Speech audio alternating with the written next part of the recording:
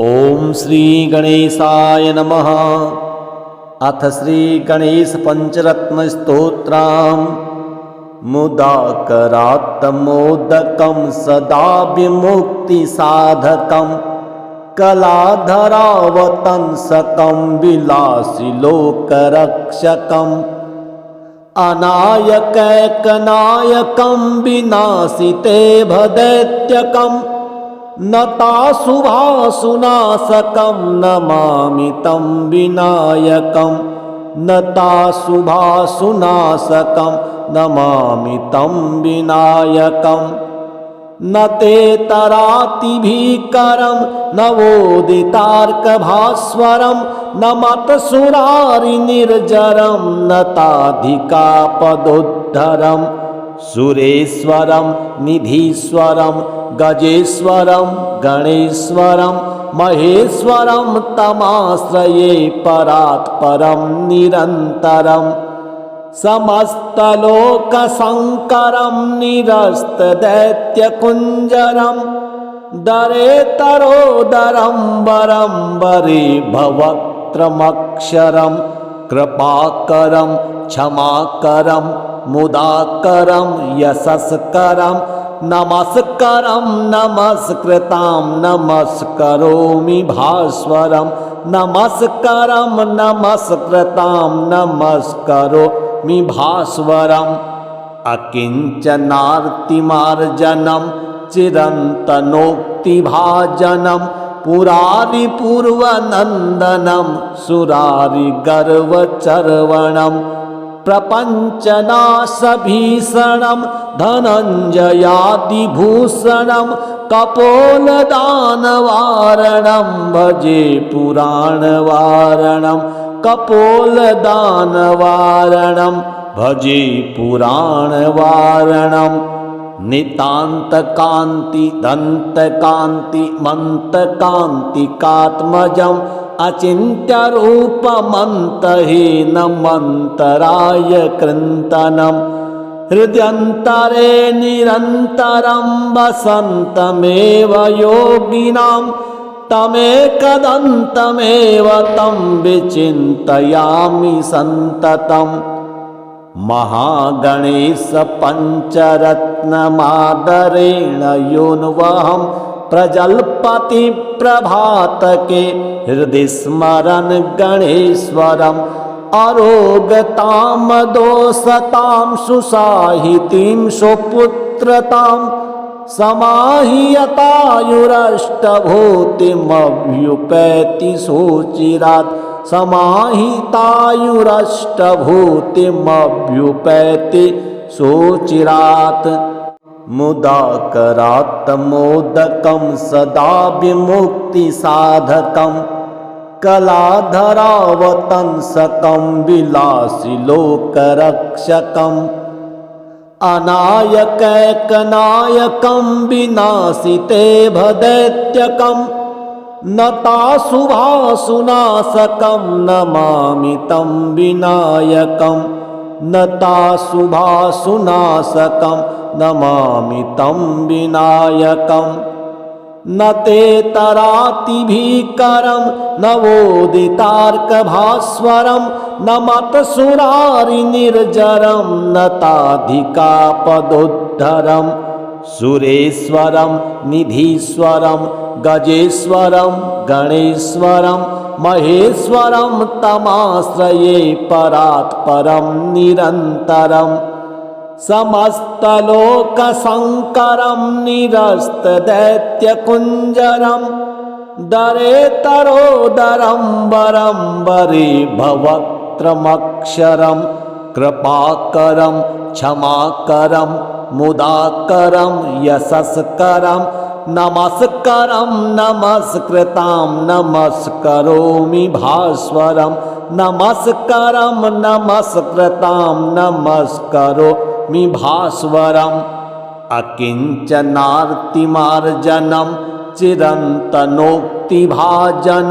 पुरारिपूर्वनन्दनं सुरारिगर्वचर्वणम् प्रपञ्चनाशभीषणं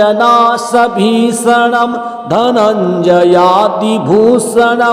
कपोलदानवारणं भजे पुराणवारणं कपोलदानवारणं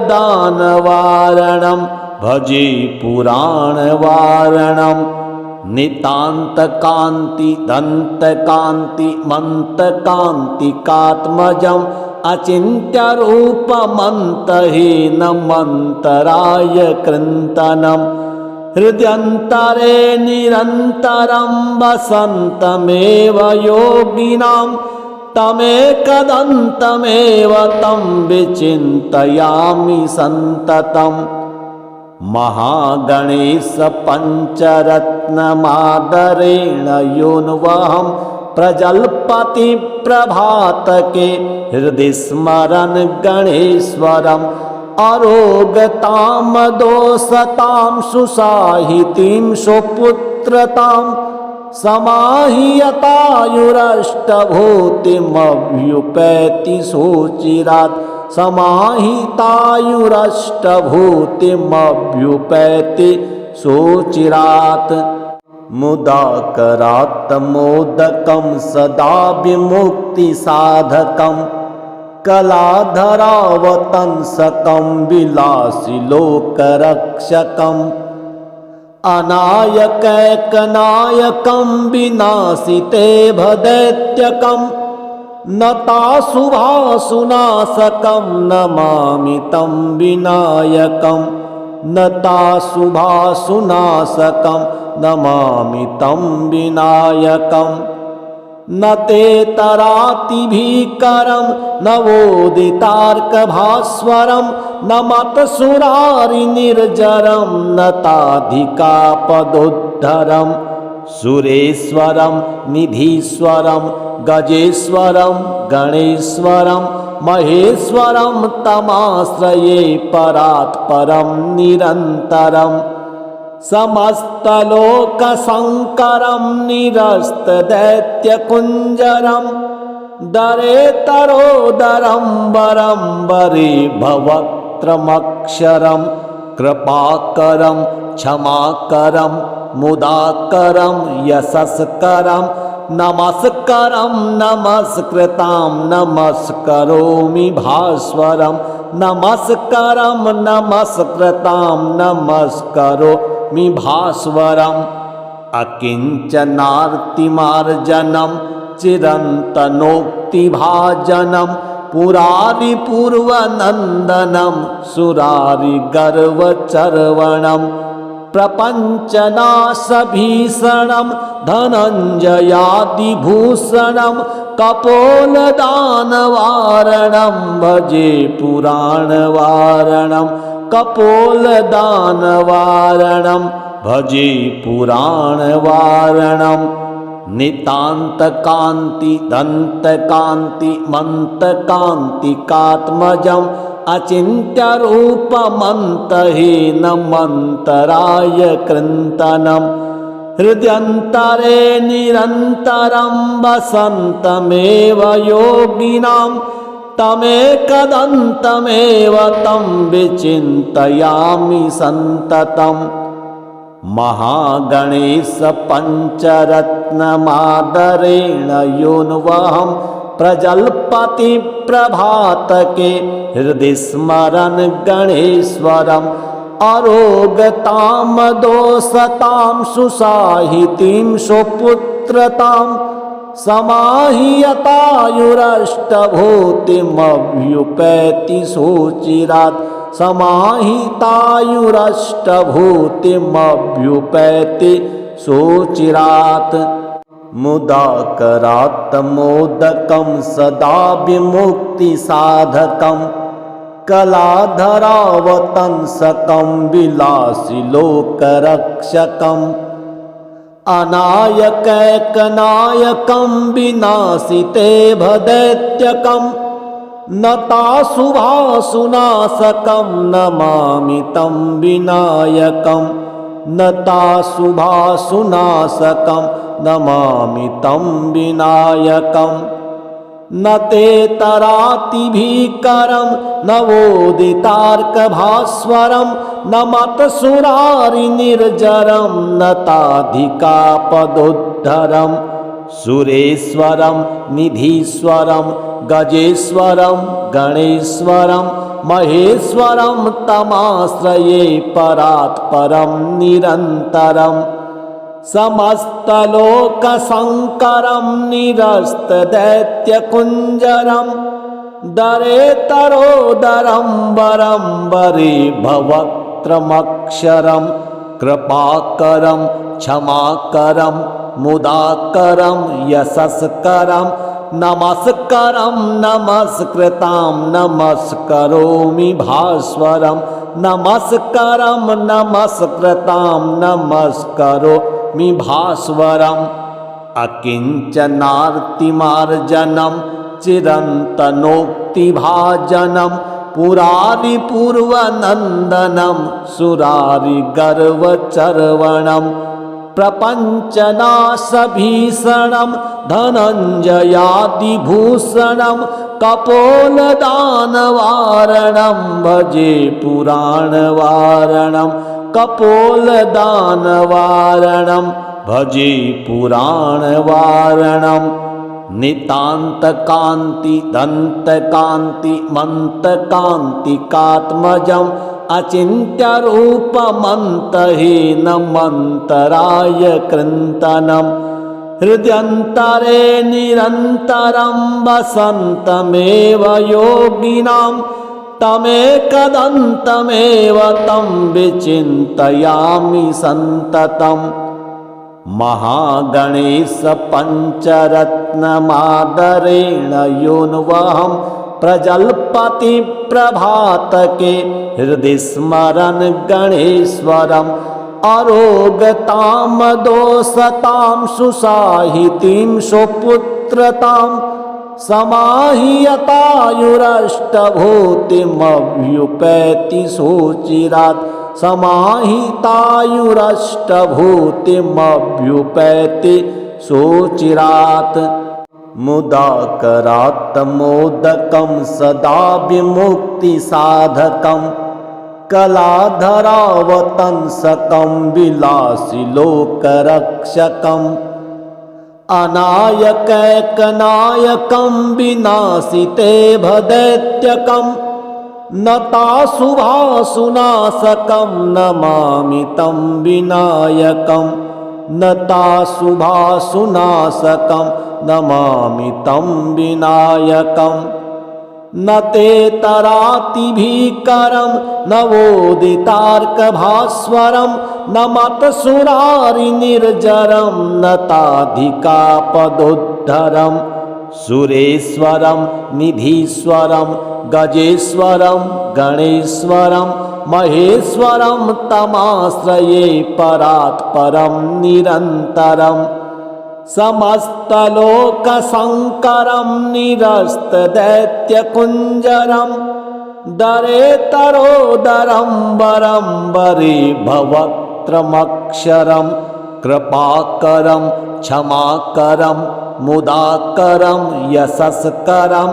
नमस्करं नमस्कृतां नमस्करोमि भास्वरं नमस्करं नमस्कृतां नमस्करोमि भास्वरम् अकिञ्चनार्तिमार्जनं चिरन्तनोक्तिभाजनं पुरारिपूर्वनन्दनं सुरारिगर्वचर्वणं प्रपञ्चनाशभीषणं धनञ्जयादिभूषणं कपोलदानवारणं भजे पुराणवारणं कपोलदानवारणं भजे पुराणवारणं नितान्तकान्ति दन्तकान्ति मन्तकान्तिकात्मजम् अचिन्त्यरूपमन्तहीनमन्तराय कृन्तनं हृद्यन्तरे निरन्तरं वसन्तमेव योगिनां तमेकदन्तमेव तं विचिन्तयामि सन्ततम् महागणेश पञ्चरत्नमादरेण योऽन्वहं प्रजल्पति प्रभातके हृदि स्मरन् गणेश्वरम् अरोगतामदोषतां सुसाहितीं सुपुत्रतां समाहियतायुरष्टभूतिमभ्युपैति सुचिरात् समाहितायुरष्टभूतिमभ्युपैति सुचिरात् मुदाकरात् मोदकं सदा विमुक्तिसाधकं कलाधरावतंसकं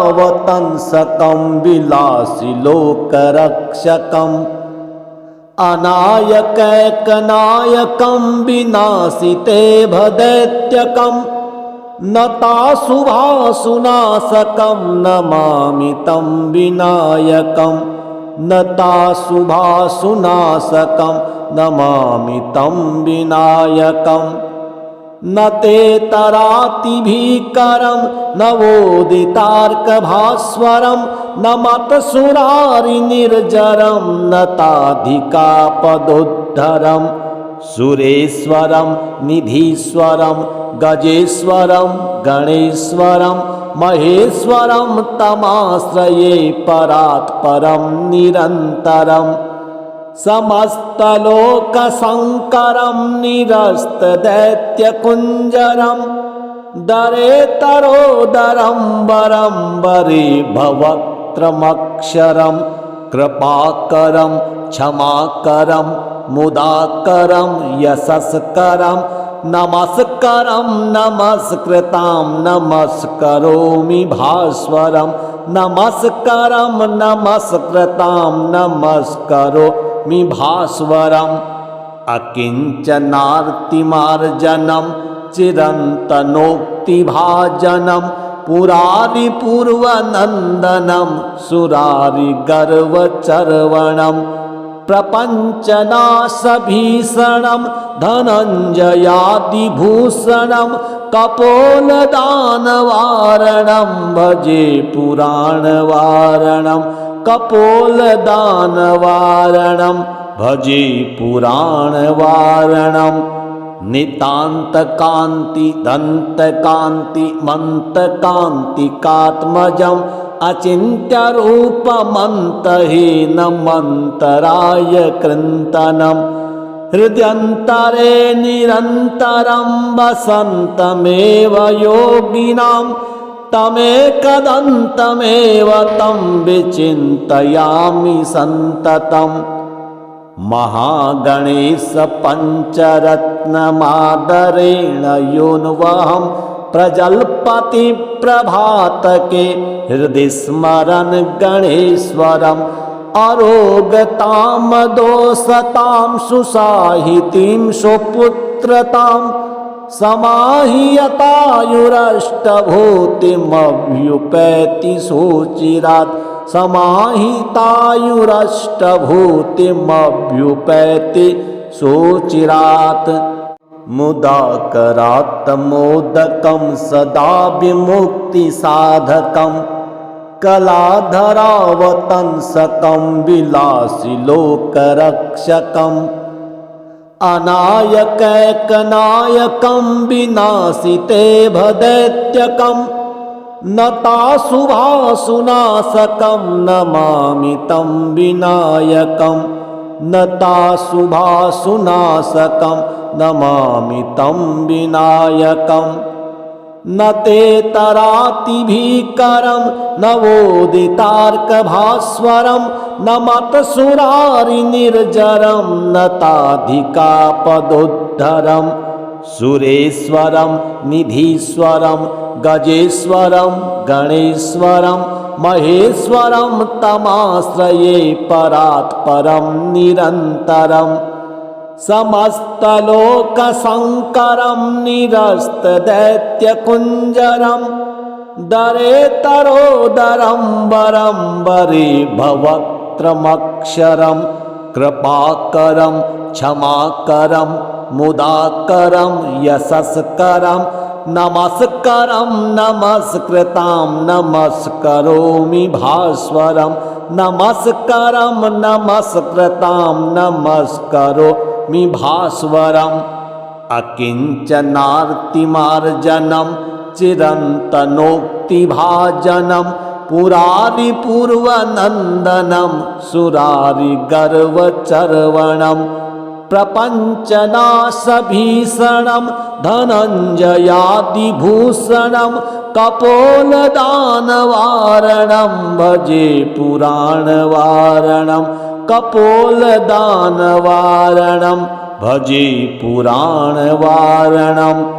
नितान्तकान्ति दन्तकान्ति मन्तकान्तिकात्मजम् अचिन्त्यरूपमन्तहीनमन्तराय कृन्तनं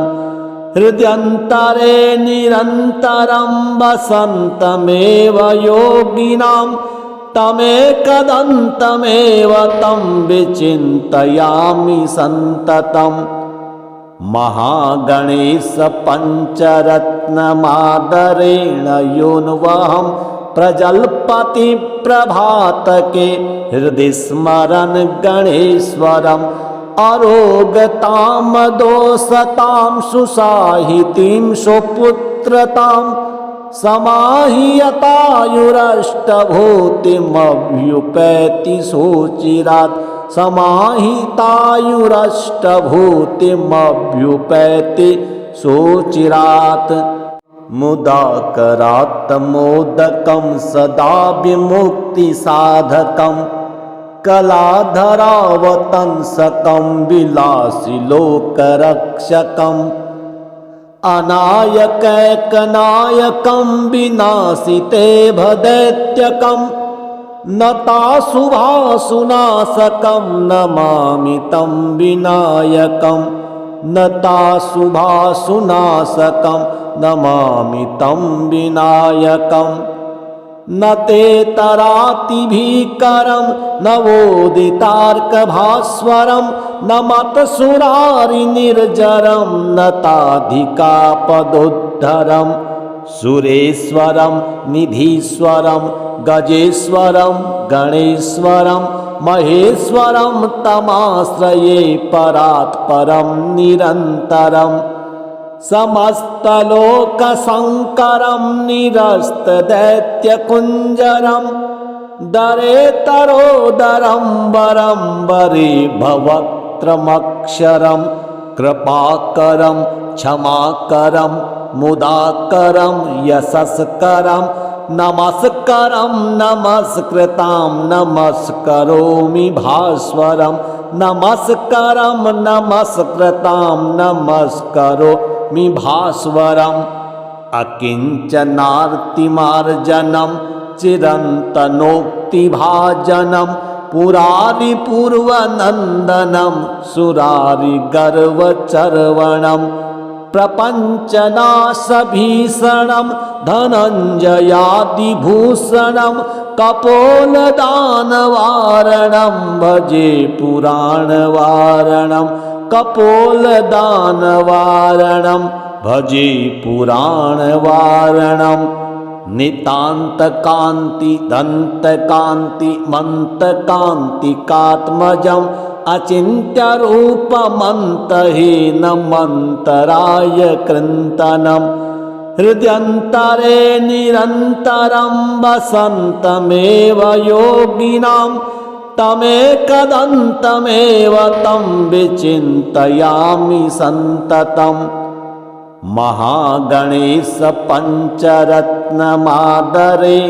योऽन्वहं प्रजल्पति प्रभातके हृदि स्मरन् गणेश्वरम्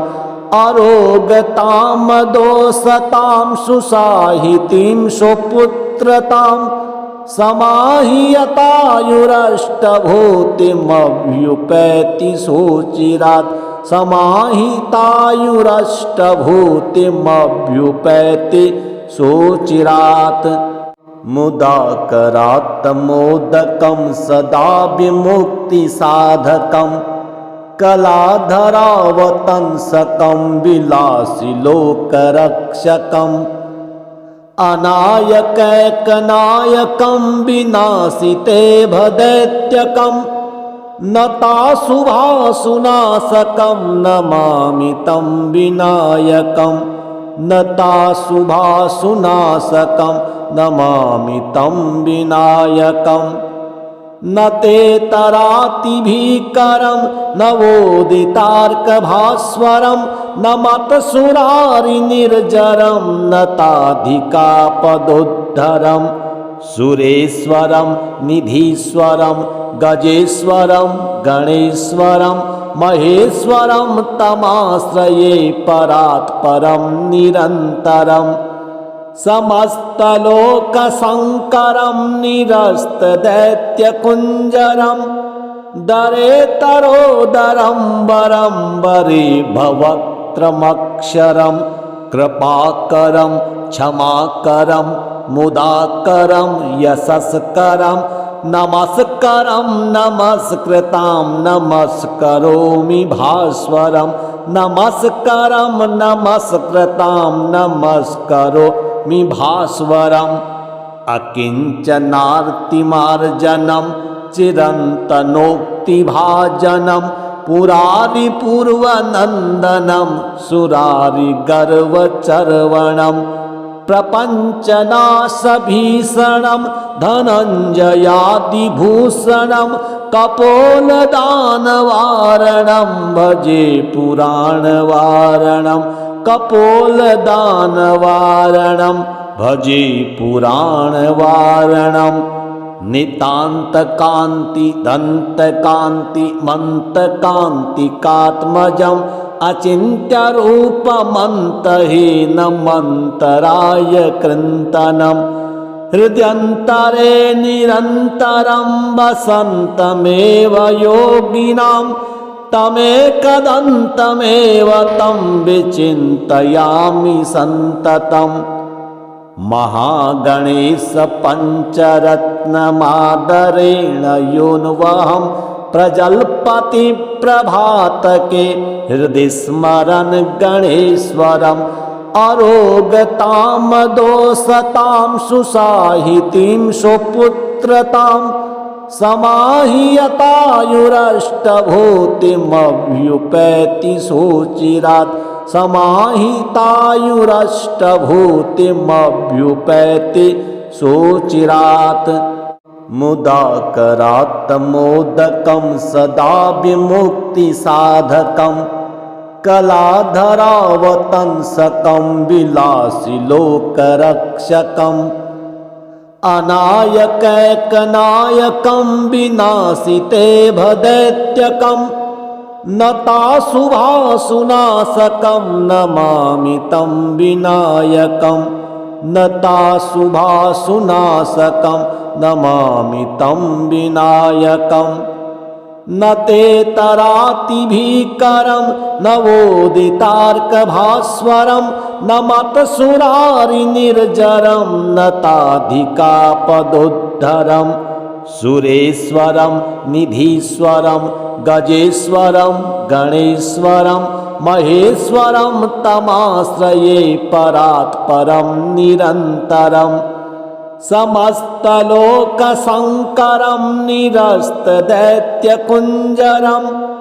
दरेतरोदरं वरं वरे भवक्त्रमक्षरं कृपाकरं क्षमाकरं मुदाकरं यशस्करं नमस्करं नमस्कृतां नमस्करोमि भास्वरं नमस्करं नमस्कृतां नमस्करोमि भास्वरम् अकिञ्चनार्तिमार्जनं चिरन्तनोक्तिभाजनं पुरारिपूर्वनन्दनं सुरारिगर्वचर्वणं प्रपञ्चनाशभीषणं धनञ्जयादिभूषणं कपोलदानवारणं भजे पुराणवारणं कपोलदानवारणं भजे पुराणवारणं नितान्तकान्ति दन्तकान्ति मन्तकान्तिकात्मजम् अचिन्त्यरूपमन्तहीनमन्तराय कृन्तनं हृद्यन्तरे निरन्तरं वसन्तमेव योगिनां तमेकदन्तमेव तं विचिन्तयामि सन्ततम् महागणेश पञ्चरत्नमादरेण योऽन्वहं प्रजल्पति प्रभातके हृदि स्मरन् गणेश्वरम् अरोगतां दोषतां सुसाहितीं सुपुत्रतां समाहियतायुरष्टभूतिमभ्युपैति सुचिरात् समाहितायुरष्टभूतिमभ्युपैति सुचिरात् मुदाकरात् मोदकं सदा विमुक्तिसाधकं कलाधरावतंसकं विलासिलोकरक्षकम् अनायकैकनायकं विनाशिते भदैत्यकं नताशुभाशुनाशकं नमामि तं विनायकं नताशुभाशुनाशकं नमामि तं विनायकम् न ते तरातिभीकरं नवोदितार्कभास्वरं न मतसुरारिनिर्जरं नताधिकापदोद्धरं सुरेश्वरं निधीश्वरं गजेश्वरं गणेश्वरं महेश्वरं तमाश्रये परात् परं निरन्तरम् समस्तलोकशङ्करं निरस्तदैत्यकुञ्जरं दरेतरोदरं वरं वरे भवक्त्रमक्षरं कृपाकरं क्षमाकरं मुदाकरं यशस्करं नमस्करं नमस्कृतां नमस्करोमि भास्वरं नमस्करं नमस्कृतां नमस्करोमि भास्वरम् अकिञ्चनार्तिमार्जनं चिरन्तनोक्तिभाजनं पुरारिपूर्वनन्दनं सुरारिगर्वचर्वणं प्रपञ्चनाशभीषणं धनञ्जयादिभूषणं कपोलदानवारणं भजे पुराणवारणं कपोलदानवारणं भजे पुराणवारणं नितान्तकान्ति दन्तकान्ति मन्तकान्तिकात्मजम् अचिन्त्यरूपमन्तहीनमन्तराय कृन्तनं हृद्यन्तरे निरन्तरं वसन्तमेव योगिनां तमेकदन्तमेव तं विचिन्तयामि सन्ततम् महागणेश पञ्चरत्नमादरेण योऽन्वहं प्रजल्पति प्रभातके हृदि स्मरन् गणेश्वरम् अरोगतां दोषतां सुसाहितीं सुपुत्रतां समाहियतायुरष्टभूतिमभ्युपैति सुचिरात् समाहितायुरष्टभूतिमभ्युपैति सुचिरात् मुदाकरात् मोदकं सदा विमुक्तिसाधकं कलाधरावतंसकं विलासिलोकरक्षकम् अनायकैकनायकं विनाशिते भदैत्यकं नताशुभाशुनाशकं नमामि तं विनायकं नताशुभाशुनाशकं नमामि तं विनायकम् न ते तरातिभीकरं नवोदितार्कभास्वरं न मतसुरारिनिर्जरं नताधिकापदोद्धरं सुरेश्वरं निधीश्वरं गजेश्वरं गणेश्वरं महेश्वरं तमाश्रये परात् परं निरन्तरम् समस्तलोकशङ्करं निरस्तदैत्यकुञ्जरं दरेतरोदरं वरं वरे भवक्त्रमक्षरं कृपाकरं क्षमाकरं मुदाकरं यशस्करं नमस्कारं नमस्कृतां नमस्करोमि भास्वरं नमस्कारं नमस्कृतां नमस्करोमि भास्वरम् अकिञ्चनार्तिमार्जनं चिरन्तनोक्तिभाजनं पुरारिपूर्वनन्दनं सुरारिगर्वचर्वणं प्रपञ्चनाशभीषणं धनञ्जयादिभूषणं कपोलदानवारणं भजे पुराणवारणं कपोलदानवारणं भजे पुराणवारणं नितान्तकान्ति दन्तकान्ति मन्तकान्तिकात्मजम् अचिन्त्यरूपमन्तहीनमन्तराय कृन्तनं हृद्यन्तरे निरन्तरं वसन्तमेव योगिनां तमेकदन्तमेव तं विचिन्तयामि सन्ततम् महागणेश पञ्चरत्नमादरेण योऽन्वहं प्रजल्पति प्रभातके हृदि स्मरन् गणेश्वरम् अरोगतां दोषतां सुसाहितीं सुपुत्रतां समाहियतायुरष्टभूतिमभ्युपैति सुचिरात् समाहितायुरष्टभूतिमभ्युपैति सुचिरात्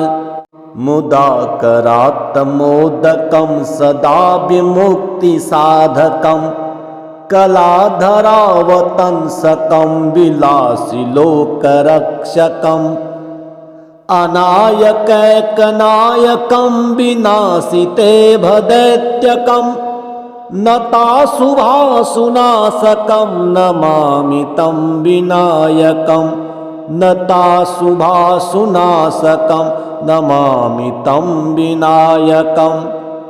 न ते तरातिभीकरं नवोदितार्कभास्वरं न मतसुरारिनिर्जरं नताधिकापदोद्धरं सुरेश्वरं निधीश्वरं गजेश्वरं गणेश्वरं महेश्वरं तमाश्रये परात्परं निरन्तरम् समस्तलोकशङ्करं निरस्तदैत्यकुञ्जरं दरेतरोदरं वरं वरे भवत्रमक्षरं कृपाकरं क्षमाकरं मुदाकरं यशस्करं नमस्कारं नमस्कृतां नमस्करोमि भास्वरं नमस्कारं नमस्कृतां नमस्करोमि भास्वरम् अकिञ्चनार्तिमार्जनं चिरन्तनोक्तिभाजनं पुरारिपूर्वनन्दनं सुरारिगर्वचर्वणं प्रपञ्चनाशभीषणं धनञ्जयादिभूषणं कपोलदानवारणं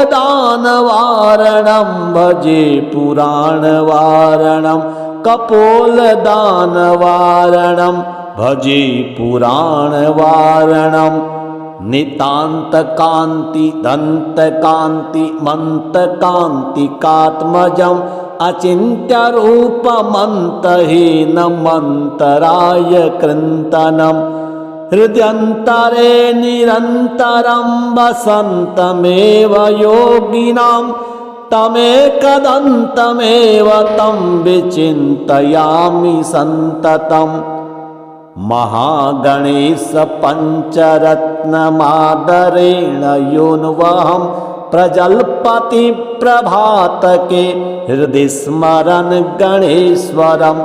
अरोगतां दोषतां सुसाहितीं सुपुत्रतां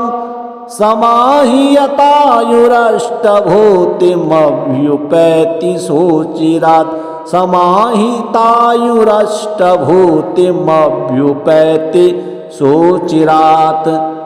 मुदाकरात् मोदकं सदा विमुक्तिसाधकं कलाधरावतंसकं विलासिलोकरक्षकम् अनायकैकनायकं विनाशिते भदैत्यकं नताशुभाशुनाशकं नमामि तं विनायकं नताशुभाशुनाशकं नमामि तं विनायकं न ते तरातिभीकरं नवोदितार्कभास्वरं न मतसुरारिनिर्जरं नताधिकापदोद्धरं सुरेश्वरं निधीश्वरं गजेश्वरं गणेश्वरं महेश्वरं तमाश्रये परात्परं निरन्तरम् समस्तलोकशङ्करं निरस्तदैत्यकुञ्जरं दरेतरोदरं वरं वरे भवक्त्रमक्षरं कृपाकरं क्षमाकरं मुदाकरं यशस्करं नमस्करं नमस्कृतां नमस्करोमि भास्वरं नमस्करं नमस्कृतां नमस्करोमि भास्वरम् अकिञ्चनार्तिमार्जनं चिरन्तनोक्तिभाजनं पुरारिपूर्वनन्दनं सुरारिगर्वचर्वणं प्रपञ्चनाशभीषणं धनञ्जयादिभूषणं कपोलदानवारणं भजे पुराणवारणं कपोलदानवारणं भजे पुराणवारणं नितान्तकान्ति दन्तकान्ति मन्तकान्तिकात्मजम् अचिन्त्यरूपमन्तहीनमन्तराय कृन्तनं हृद्यन्तरे निरन्तरं वसन्तमेव योगिनां तमेकदन्तमेव तं विचिन्तयामि सन्ततम् महागणेश पञ्चरत्नमादरेण योऽन्वहं प्रजल्पति प्रभातके हृदि स्मरन् गणेश्वरम्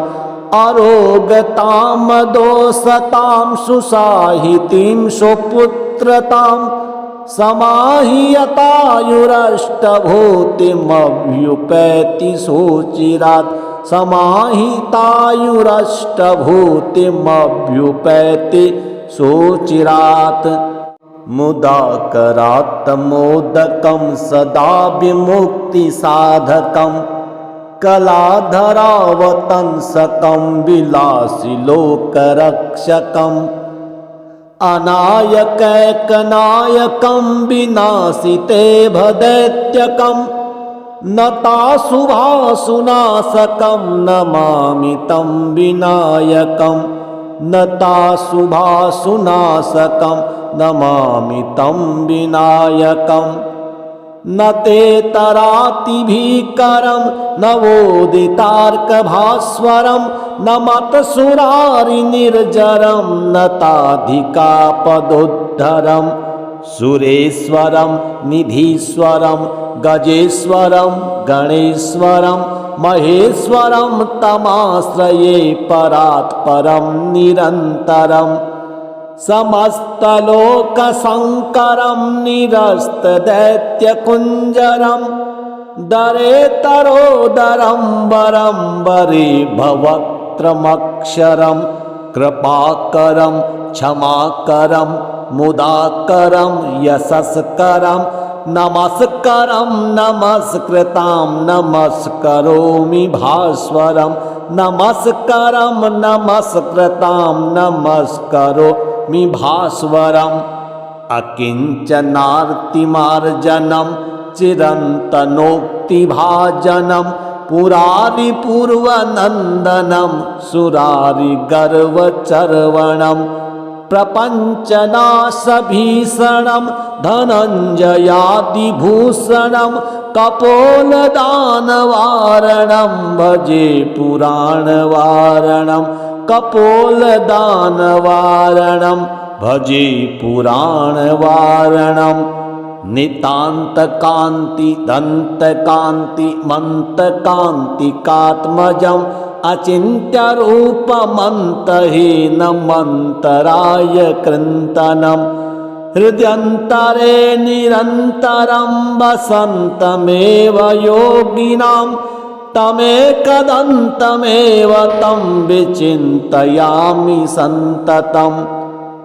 महागणेश पञ्चरत्नमादरेण योऽन्वहं प्रजल्पति प्रभातके हृदि स्मरन् गणेश्वरम्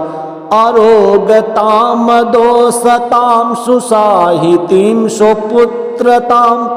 समाहियतायुरष्टभूतिमभ्युपैति सुचिरात् समाहितायुरष्टभूतिमभ्युपैति सुचिरात् मुदाकरात् मोदकं सदा विमुक्तिसाधकं कलाधरावतंसकं विलासिलोकरक्षकम् अनायकैकनायकं विनाशिते भदैत्यकं नताशुभाशुनाशकं नमामि तं विनायकं नताशुभाशुनाशकं नमामि तं विनायकम्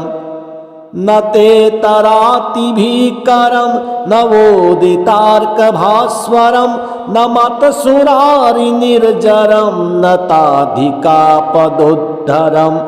सुरेश्वरं निधीश्वरं गजेश्वरं गणेश्वरं महेश्वरं तमाश्रये परात् परं निरन्तरम् समस्तलोकशङ्करं निरस्तदैत्यकुञ्जरं दरेतरोदरं वरं वरे भवत्रमक्षरं कृपाकरं क्षमाकरं मुदाकरं यशस्करं नमस्करं नमस्कृतां नमस्करोमि भास्वरं नमस्करं नमस्कृतां नमस्करोमि भास्वरम् अकिञ्चनार्तिमार्जनं चिरन्तनोक्तिभाजनं पुरारिपूर्वनन्दनं सुरारिगर्वचर्वणं प्रपञ्चनाशभीषणं धनञ्जयादिभूषणं कपोलदानवारणं भजे पुराणवारणं कपोलदानवारणं भजे पुराणवारणं नितान्तकान्ति दन्तकान्ति मन्तकान्तिकात्मजम् अचिन्त्यरूपमन्तहीनमन्तराय कृन्तनं हृद्यन्तरे निरन्तरं वसन्तमेव योगिनां तमेकदन्तमेव तं विचिन्तयामि सन्ततम् महागणेश पञ्चरत्नमादरेण योऽन्वहं प्रजल्पति प्रभातके हृदि स्मरन् गणेश्वरम् अरोगतां दोषतां सुसाहितीं सुपुत्रतां समाहियतायुरष्टभूतिमभ्युपैति सुचिरात् समाहितायुरष्टभूतिमभ्युपैति सुचिरात् मुदाकरात् मोदकं सदा विमुक्तिसाधकं कलाधरावतंसकं विलासिलोकरक्षकम् अनायकैकनायकं विनाशिते भदैत्यकं नताशुभाशुनाशकं नमामि तं विनायकं नताशुभाशुनाशकं नमामि तं विनायकम् न ते तरातिभीकरं नवोदितार्कभास्वरं न मतसुरारिनिर्जरं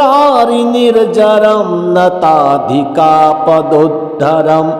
सुरेश्वरं निधीश्वरं गजेश्वरं गणेश्वरं महेश्वरं तमाश्रये परात् परं निरन्तरम् समस्तलोकशङ्करं निरस्तदैत्यकुञ्जरं दरेतरोदरं वरं वरे भवक्त्रमक्षरं कृपाकरं क्षमाकरं मुदाकरं यशस्करं नमस्करं नमस्कृतां नमस्करोमि भास्वरं नमस्करं नमस्कृतां नमस्करोमि भास्वरम् अकिञ्चनार्तिमार्जनं चिरन्तनोक्तिभाजनं पुरारिपूर्वनन्दनं सुरारिगर्वचर्वणं प्रपञ्चनाशभीषणं धनञ्जयादिभूषणं कपोलदानवारणं भजे पुराणवारणं कपोलदानवारणं भजे पुराणवारणं नितान्तकान्ति दन्तकान्ति मन्तकान्तिकात्मजम् अचिन्त्यरूपमन्तहीनमन्तराय कृन्तनं हृद्यन्तरे निरन्तरं वसन्तमेव योगिनां तमेकदन्तमेव तं विचिन्तयामि सन्ततम् महागणेश पञ्चरत्नमादरेण योऽन्वहं प्रजल्पति प्रभातके हृदि स्मरन् गणेश्वरम् अरोगतां दोषतां सुसाहितीं सुपुत्रतां समाहियतायुरष्टभूतिमभ्युपैति सुचिरात् समाहितायुरष्टभूतिमभ्युपैति सुचिरात्।